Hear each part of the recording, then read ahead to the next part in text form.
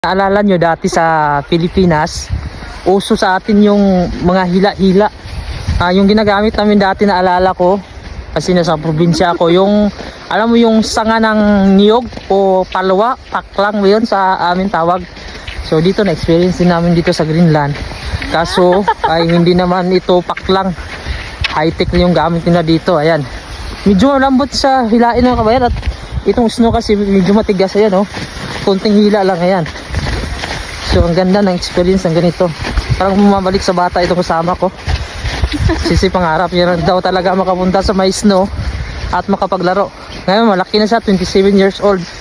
Naglalaro pa rin. So yan lang mga kabayan. Ito yung buhay namin sa Greenland kapag day off.